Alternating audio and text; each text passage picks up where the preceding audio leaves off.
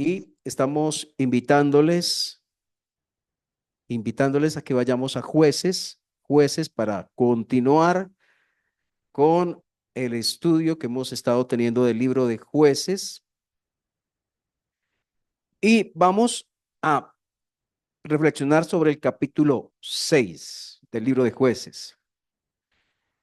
Podría titularse hoy el mensaje Un hombre ordinario haciendo una tarea extraordinaria.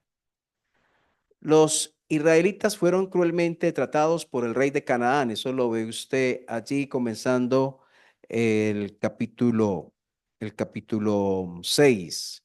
Y su capitán Císara. Más bien, no. Estábamos en el 4. Estoy recordando lo que vimos la vez pasada. Y Dios utilizó un hombre que tenía miedo e inseguridad. ¿Se acuerdan de él? De Barat y de Débora, que estudiamos la vez pasada. Utilizó a Barak y a esta mujer para liberar al pueblo, un hombre con inseguridades. Lo que podemos saber es que el éxito no radica en la capacidad del hombre, el éxito radica en el poder de Dios. Fue así, es y será así. El éxito radica en el poder de Dios. No vamos, estamos estudiando la vez pasada el capítulo 4 de Jueces. El 5 no lo hemos estudiado, pero quiero invitarles a que hagamos una tarea los que quieran decir, yo lo quiero hacer. ¿Qué tarea es? Para ustedes que están escuchando en este momento, para los que escucharán posteriormente este mensaje. La tarea es la siguiente: mirar el capítulo 5 de Jueces, estudiarlo, mirarlo, revisarlo y mirar, subrayar qué le llama la atención del capítulo. ¿Hay algún versículo, algo que le llama la atención, una frase que está allí, que Dios le toca el corazón con aquella frase y escriba su opinión? Nosotros estamos subiendo los mensajes a Facebook y a YouTube y le invitamos, si quiere, puede colocar allí su opinión acerca del capítulo 5 de Jueces. Esa es la tarea y usted dirá, la quiero hacer. ¿Qué ayuda a esto? Ayuda a que estemos estudiando la palabra de Dios y que otros puedan conocer también a través de la opinión que tú des del capítulo 5 de Jueces. Bueno, vayamos a leer entonces el capítulo 6, versículo 1. Dice, los hijos de Israel hicieron lo malo ante los ojos de Jehová. Jehová los entregó en manos de Madián por 7 años. ¿Se acuerdan? Hay un ciclo que se ve una y otra vez allí en el libro de Jueces: pecado, castigo, liberación. Ténganlo en cuenta. Seguramente lo hemos visto ya capítulos anteriores y lo seguiremos viendo. Un ciclo que se repite: pecado, castigo, liberación. Y lo vemos ahí ya en el capítulo 6 nuevamente. Ellos pecan, el castigo viene, Dios los entrega en manos de Madián y luego sigue. Versículo 2, la mano de Madián prevaleció. Del 2 al 6 encontramos el problema, el problema. Y la mano de Madián prevaleció contra Israel y los hijos de Israel por causa de los madianitas se hicieron cuevas en los montes y cavernas y lugares fortificados. Ellos están buscando cómo salvarse. Versículo 3, pues sucedía que cuando Israel había sembrado, subían los madianitas y amalecitas y los hijos del oriente contra ellos, subían y los atacaban y acampando contra ellos destruían los frutos de la tierra hasta llegar a Gaza. No dejaban que comer en Israel. Imagínense qué problema.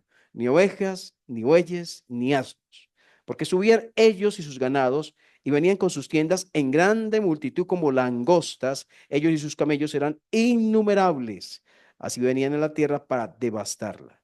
De este modo empobrecía a Israel en gran manera por causa de Madián y los hijos de Israel clamaron a Jehová. Miren cómo va esto, van empobreciéndose, o sea, destruyen los frutos, se llevan las ovejas, se llevan los bueyes, se llevan los asnos, y esto hace que paulatinamente Israel vaya deteriorando su estado económico, su salud, la salud del pueblo de Israel. Las consecuencias del pecado, no sé cómo compararlas. Si sea adecuado compararlas como con un cáncer que comienza y a medida que va avanzando va afectando otros sectores del cuerpo hasta que la persona llega a un punto en que no puede más. Tal vez así es el pecado, hablando de una manera individual, o sea, en la vida de una persona o en este caso en la vida del pueblo de Dios. Ese como va permeando, va filtrando otras áreas, otras zonas del cuerpo hasta que termina deteriorándolo. Y así estaba pasando con el pueblo de Israel. Se estaban empobreciendo. Quiero que se imaginen una familia, usted es una familia, su esposo, cultivan y ya próximos a recoger la cosecha y viene un pueblo de estos y se lleva todo. ¿Usted cómo se siente? ¿Usted cómo está? A veces leemos estos textos y nos olvidamos que hay verdaderas personas involucradas, personas con necesidades, personas con emociones involucradas, familias, niños y ancianos involucrados cuando dicen que se empobrecía el pueblo de Israel. Hay personas verdaderas, reales involucradas en la historia. ¿Cómo se sentían ellos? Pero al igual ellos habían pecado contra Dios y habían abandonado a Dios y la fidelidad a Dios yéndose tras dioses. Y entonces están viviendo las consecuencias de su pecado. Pero terminando el versículo 6 dice, ellos clamaron a Jehová. Entonces tenemos un ciclo que se repite, es como pecado, sa- y si usted, o si usted lo quiere cambiar, pecado, castigo y salvación. Pero luego viene del versículo 7 al 10 el mensaje de parte de Dios. Cuando los hijos de Israel clamaron a Jehová a causa de los madianitas, Jehová envió a los hijos de Israel un varón profeta. ¿Cómo se llamaba él? Ni idea, no lo dice. El cual les dijo, así ha dicho Jehová, Dios de Israel, yo os hice salir de Egipto, y os saqué de la casa de servidumbre, os libré de mano de los egipcios y de mano de todos los que os afligieron, los cuales eché delante de vosotros, y os di su tierra. Y os dije, yo soy Jehová vuestro Dios, no temáis a los dioses de los amorreos en cuya tierra habitáis, pero no habéis obedecido a mi voz. ¿Cuál es el mensaje de Dios para ellos? Versículo 7, ¿cierto? Comienza. Cuando los hijos de Israel clamaron, Jehová envió un profeta 8, el cual les dijo, bueno, ese es el mensaje.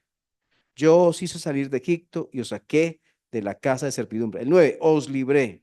O sea, lo que Dios hizo, lo que Dios hizo. Es importante, hermanos, apreciados hermanos, es importante que no olvidemos lo que Dios ha hecho por nosotros. Cuando usted se sienta tentado a pecar, Dios mío, no. ¿Cómo voy a hacer esto a Dios? ¿Cómo voy a hacer esto al que me rescató? ¿Cómo va a cometer semejante deslealtad con aquel que entregó su vida por mí? ¿Cómo lo voy a hacer? Ni se me ocurra. ¿Qué pensamientos tan malos pasan por mi cabeza? Adiós pensamientos, Señor, quítalos, quítalos. No mereces tú que yo te sea de tal manera desleal. Entonces, comienza, recuerde que es un mensaje de Dios directamente para el pueblo. Y no solamente en esta ocasión, en muchas otras ocasiones, Dios le dice al pueblo, recuerden, yo los saqué de Egipto. ¿De dónde te sacó Dios a ti? ¿De dónde te sacó? Y bueno, ¿de qué me guardó? ¿Qué pecados horribles hubiera hecho yo? ¿Y cómo hubiera sido mi vida de catastrófica? Hablo de mi vida, hubiera sido de perversa, de mala, de lo peor, si el Señor no me hubiera salvado. Yo he pensado que Dios no solamente me salvó a mí, Dios salvó a muchas personas del daño que yo les hubiera hecho. Dios salvó a mis propios hijos del perverso padre que tendrían. Entonces Dios salvó una sociedad de alguien malo. Entonces, recordemos y no olvidemos lo que Dios ha hecho por nosotros. Y ojalá no lo olvidemos porque eso inspiraría nuestro servicio. Si nosotros pensáramos, nos detuviéramos, ¿qué ha hecho Dios por nosotros? ¿De dónde nos ha sacado? Seguramente nuestro servicio sería más fervoroso, más ferviente. Nuestra adoración a Dios no sería una adoración flaca y pálida y tibia, una adoración verdadera. Nuestro sentido de aprendizaje de las cosas de Dios, nuestro deseo de aprender de Dios sería más, queríamos devorar más de las cosas de Dios, más de la palabra de Dios, más de sus enseñanzas. Si pensáramos y estuviéramos más conscientes cada vez más, Dios, ¿qué hizo conmigo? ¿De dónde me sacó Dios? ¿De dónde me rescató Dios? Por lo menos, si tuviéramos una película y viéramos el infierno y las personas que estarán allí y lo que sufrirán, yo creo que nuestro cristianismo sería muy distinto. Entonces, por eso ellos llegaron a tener ídolos, porque olvidaron quién los sacó de Egipto. Solamente vieron el presente, sus casas, sus cosechas, sus ovejas, sus trabajos, sus familias, pero se olvidaron de dónde fueron sacados, de dónde fueron rescatados. Ojalá, ojalá aprendamos a no olvidar. Entonces, ese fue el mensaje que Dios les envió. ¿Qué les pidió Dios a ellos? ¿Qué les solicitó Dios a ellos? Pues el versículo 10 les dijo Dios a ellos que no temáis a los dioses de los amorreos. ¿Cómo así? O sea, no les rindan culto, no les reconozcan como Dios, no les sirvan. Ellos son dioses de los otros, no de ustedes. El que los sacó a ustedes fue Jehová el Señor, no los dioses de los amorreos. Pero ellos no escucharon y lo dice el versículo 10 al final, no habéis obedecido a mi voz. Lo que Dios hizo, lo que Dios pidió y lo que ellos hicieron. Allí el versículo 8 y 10. Lo que Dios hizo, Dios pidió y lo que ellos hicieron. Y el último versículo 11 al 16, ¿qué hace Dios? Ellos claman al Señor, lo claman, y Dios envía a, versículo 11, vino el ángel de Jehová. Cuando vemos la frase el ángel de Jehová, está hablando de una teofanía. ¿Qué es eso? Es la aparición de Dios mismo en forma de ángel. Algunos piensan el Señor Jesucristo preencarnado, o sea, antes de venir en la carne, su manifestación. Es Dios, es Dios. Y vino el ángel de Jehová, se sentó bajo la encina que está en Ofra, la cual era de Joás Abieserita, y su hijo Gedeón estaba sacudiendo el trigo en el lagar para esconderlo de los madianitas. Y el ángel de Jehová se le apareció y le dijo, Jehová está contigo, varón esforzado y valiente. Él no sabía que era el ángel de Jehová. Lo sabemos por algo que dijo después. No sabía él, pero era el ángel de Jehová. 13. Y Jehová le respondió, Señor mío, si Jehová está con nosotros, ¿por qué nos ha sobrevenido todo esto? ¿Dónde están sus maravillas que nuestros padres nos han contado diciendo? ¿No nos sacó Jehová de Egipto? Y ahora Jehová nos ha desamparado, nos ha entregado en mano de los madianitas. Y mirándole Jehová le dijo, ve con esa tu fuerza y salvarás a Israel de mano de los madianitas. ¿No te envío yo? Entonces él le respondió, Señor mío, ¿con qué salvaré yo a Israel? He aquí que mi familia es pobre, Manasés, y yo el menor en la casa de mi padre. Y Jehová le dijo, ciertamente yo estaré contigo, derrotarás a los madianitas como a un solo hombre. ¿Quién era Gedeón? ¿Era un príncipe? ¿Era un rey? No, Salió en la primera portada del New York Times o del Espectador, no, o del Tiempo. No, de nada de eso. No era conocido, no era famoso, no era de sangre real, no era de sangre azul, nada de eso. Era un hombre común y corriente. Por eso pensaba en el título del mensaje, un hombre ordinario, una tarea extraordinaria. Y Gedeón, ¿qué dice de Gedeón? Dice que él era el padre de él, Joás, ¿cierto? ¿Qué más dice? Estaba sacudiendo el trigo, entonces era un campesino, cultivaba la tierra, entonces una persona sencilla, ¿cierto? Una persona sencilla. ¿Qué más dice acá? El versículo 12 es lo que Dios dice de él, que era un varón esforzado y valiente. Pero como él se ve, lo menciona en el versículo 15. Dice, he aquí que mi familia, ahí como en la mitad del versículo, es pobre en Manasés y yo el menor en la casa de mi padre. Así era.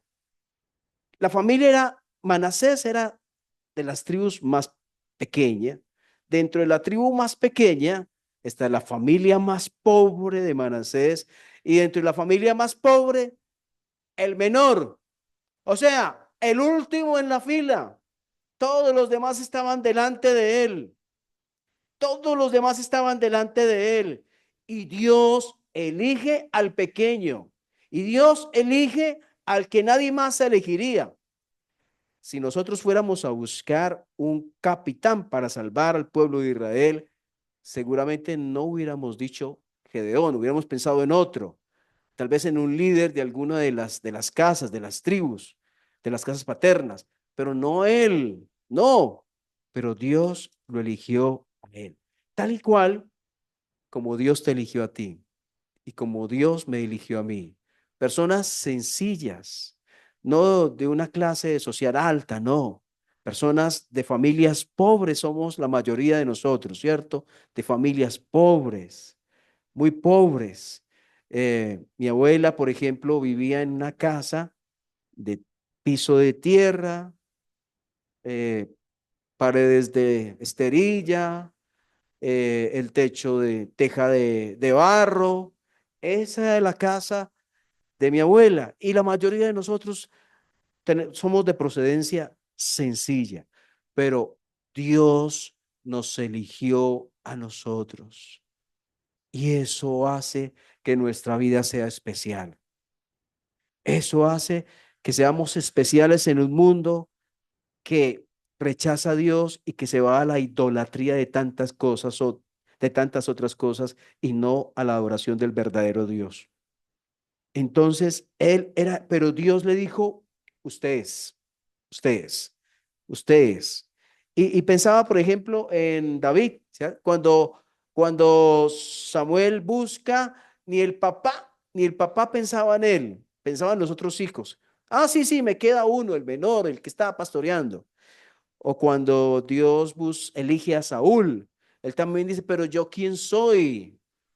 Y tantos otros podemos decir que somos pequeños y que Dios eligió. Entonces Gedeón se queja, dice, Señor, mire todo esto que pasa, Dios nos abandonó. Y es cierto, Dios los dejó, pero ¿por qué los dejó? Porque ellos lo dejaron primero a Él. Y Dios les permitió vivir las consecuencias del pecado que habían cometido. Es cierto, Dios los había dejado, sí, pero no dejado del todo tirado, pero sí retirada la cubierta de protección y por lo tanto eran atacados.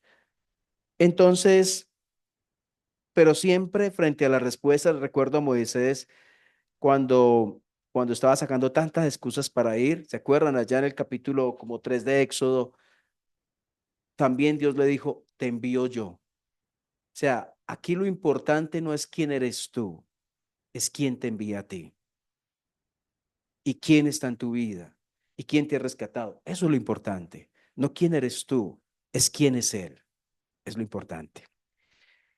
Entonces, Dios lo hace, el esforzado y valiente. Dios nos ha desamparado y la respuesta de Dios mismo es, bueno, Dios nos ha abandonado, no sé qué, no sé qué. Es como si le dijera Dios a él, tú eres la respuesta, ¿cierto? Entonces, porque le dice, ve, yo te envío. Eh, le dice, ¿dónde están las maravillas? En el versículo 13, no nos sacó de Egipto, versículo 13. Y versículo 14, Dios le dice, ve con esta tu fuerza y salvarás a Israel de las manos de los madianitas. ¿No te envío yo? Y por ahora vamos a dejar la historia de Dios ahí, solo recordar que hoy Dios pide obediencia. Lo hizo antes, lo hace hoy. No importa el contexto con el cual tú vivas, si seas un niño, un joven, un adulto, un anciano, pero Dios quiere tu obediencia. ¿Obediencia en qué? En lo que Él ha dicho. Hay situaciones frente a las cuales somos impotentes, ¿cierto? Como el pueblo de Israel era impotente frente al ataque que recibía, pero Dios estaba ahí mirando todo. La desobediencia trae graves consecuencias y Dios elige un hombre ordinario para una tarea extraordinaria. Dios, gracias porque tú no eres como nosotros, porque nosotros elegimos en apariencia al fuerte, al grande, al importante, al adinerado, al que es muy inteligente, pero tú eliges, Señor, de una manera que nosotros no entendemos, de una manera que nosotros podemos decir, porque yo, que yo, porque a mí, porque el Señor llegó a mi vida, porque el Señor me eligió, porque me rescata, porque habiendo tantos otros niños o tantos otros jóvenes o tantos otros señores o señoras, ¿por qué me eligió a mí para hacer parte de su pueblo, para servirle, para algo, para su propósito? Pero estoy aquí, no importando el por qué o el cómo, pero estoy aquí porque tú tienes una tarea para mí. Tal como tenías una tarea para Gedeón, tienes una tarea para cada uno de nosotros, Señor. Un propósito especial para cada uno de nosotros. Y oramos que escuchemos tu voz y seamos obedientes. Que tengamos una vida moral limpia, Señor, delante de ti. Que no estemos siguiendo el pecado o los ídolos de este mundo, sino que estemos reconociendo al verdadero Dios. Ayúdanos, por favor, y dirígenos en el nombre del Señor Jesús. Amén. Bien, si ven,